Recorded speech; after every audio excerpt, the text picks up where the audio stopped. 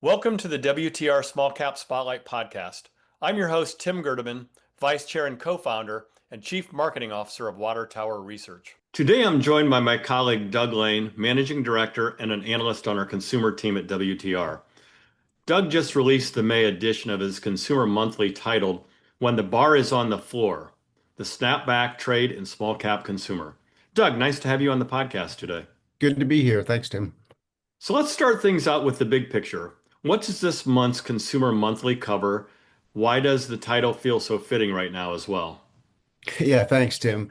This month, we're really focused on a pattern we've been observing in the historical record for small and mid-cap consumer names. Stocks that spent months grinding towards multi-year lows, then they surge sharply on better than feared results. We're calling it the snapback trade.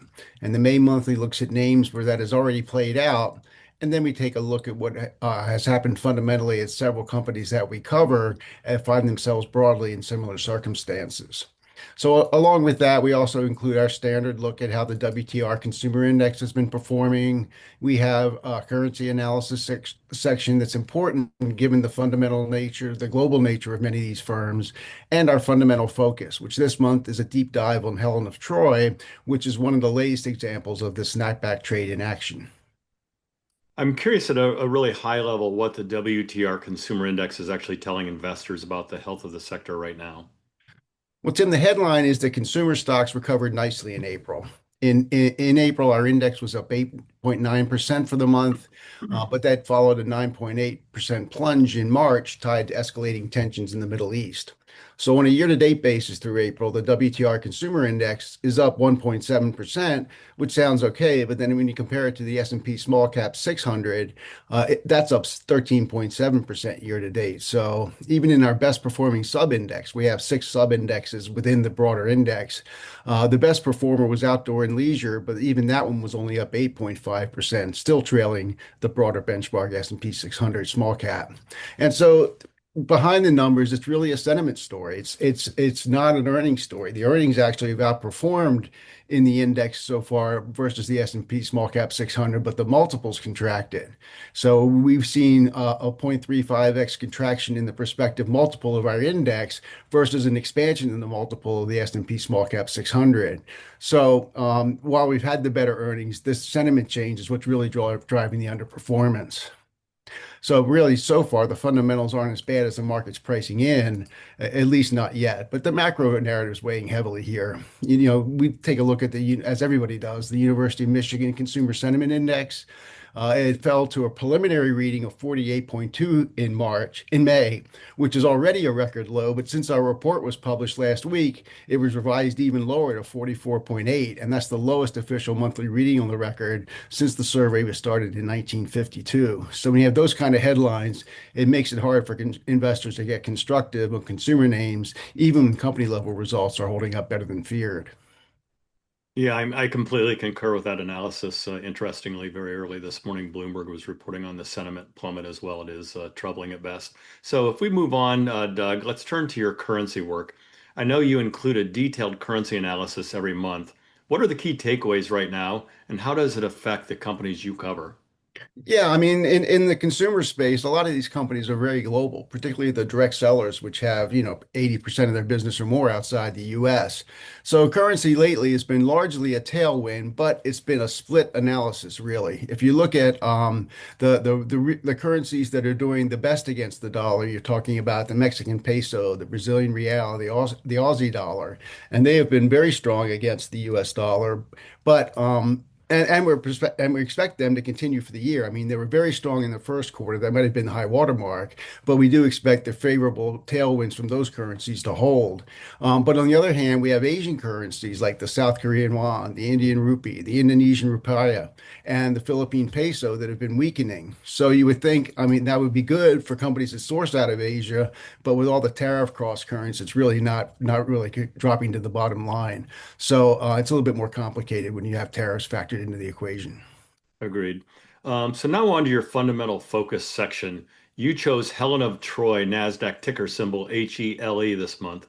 I'll add the caveat that I was not personally terribly familiar with the company name. However, as soon as I went to their website, the light bulb went off immediately. most of our listeners likely own one or more of their products to include a Hydro Flask water bottle. This is a company that's been through a rough stretch. Walk us through what is occurring there and why you found it worth a deeper dive, Doug. Yeah, no, it does have a lot of well-recognized brands. Once you go to their website, they have licensed brands, they have own brands, and everybody's heard of them and probably has them in their medicine cabinet or in their kitchen or somewhere in the house. But the reason I chose the stock is because it's a perfect case study for the dynamic we're talking about. They came into 2026 trading near multi-year lows in the mid-teens, market cap of about 340 million against the trailing revenues of 1.8 billion. There is deep skepticism about whether management could restore growth. And let's talk about these brands. We're talking about OXO. You mentioned Hydro Flask, Osprey. They license Vicks. They have Honeywell Home, Dry Bar. There's a lot of good brands in here. But the past couple of years, we've seen CEO turnover, massive non-cash goodwill impairments, tariff-related supply chain disruptions. They do a lot of sourcing in Asia. And then these are discretionary items. You don't need to buy a hairdryer every year, every month. So you've got a lot of things working against the company. The full year sales dropped 6.4%, and EPS last year dropped from 7.17 the prior year to 3.55. So these are big declines. But the fourth quarter, they're on a February fiscal, but the fourth quarter changed the narrative. Adjusted EPS of 83 cents beat consensus of 75. Operating cash flow was 111 million, dramatically stronger than the prior year's 35 million. And the new CEO reframed the outlook, describing fiscal 2027 this year as a pivotal growth first mindset. And so, he's got a concrete plan to reduce China tariff exposure, looking for net sales growth this year, and reducing China exposure to be 20% of cost of goods. So there was a lot of good news in that, and it came unexpectedly. So the stock surged in pre-market trading, and that's the kind of dynamic we're talking about with the snapback trade. Understood. So that naturally leads us to the consumer commentary section this month, the snapback trade more broadly. What is the template and what are the implications for the rest of your coverage group? Well, fundamentally, as demand softens and tariffs bite, consensus earnings estimates get repeatedly cut and expectations compressed to the floor. Then any evidence of operational resilience, a modest revenue beat, a margin tick up, a credible cost plan triggers a violent short covering and re-rating event. And I mentioned Hell of Troy, but that's just the most recent example. We saw the same dynamic in Lifetime Brands, where shares surged in March and April on earnings upside, driven by improved profitability, not even a top line beat. It was just improved profitability as all these cost cutting measures are beginning to be reflected in the bottom line. Before that, you have Beachbody, which posted its 10th consecutive quarter of positive adjusted EBITDA and is showing that a real restructuring. This company has really changed its stripes, transitioning away from a traditional MLM model towards a direct-to-consumer and affiliate-based business. And so then they actually produced earnings at a company many had written off. And again, the macro backdrop is amplifying this. After not doing anything for a couple of years, the S&P small cap earnings growth has reaccelerated, and the consensus is for double-digit EPS growth for the small cap 600 in 26 and 27. So, investors are looking for willing to reward early evidence of recovery in previously beaten down names. So let's look at some of our names we go over in the report. Something like Culp Industries. Stock is down sharply over the past years. Demand trends are quite soft, but management has outlined over 20 million in annualized cost savings from a multi-phase restructuring, and the CEO has indicated that restructuring is now largely complete. So the question is whether volume recovery materializes, particularly in the mattress cycle, and when those cost actions are fully reflected in the results. Also in furniture, we have Bassett Furniture, where it's in the housing and furnishing space, but consensus EPS implies about a 35% improvement from the prior year, and longer EPS growth estimates are around 16%. And so the housing market continues to be weak for sure, but you've seen pent-up demand continuing to build. So, we don't know when the cycle is going to turn. It is a cyclical business, but clearly visibility on the timing remains limited. But it's something that, we're following very closely. And also in the furniture space, Miller Knoll had a difficult quarter. The stock dropped in March after results missed on sales, partly due to geopolitical demand disruptions. But they did report revenue growth. They did report gross margin expansion. They are reducing operating costs, so the bar has been set lower. So again, it's a cyclical business, so we'll see how it goes. But there are actions being taken behind the scenes that bode well for future results. So Out of this is, oh, good. I'm sorry. Yeah, I have a couple other ones too. I mean, outside of the furniture space, we have 800 Flowers. They realized there were 50 million in cost savings ahead of schedule, and now they're targeting another 15 to 20 million next year. Revenue is still under pressure.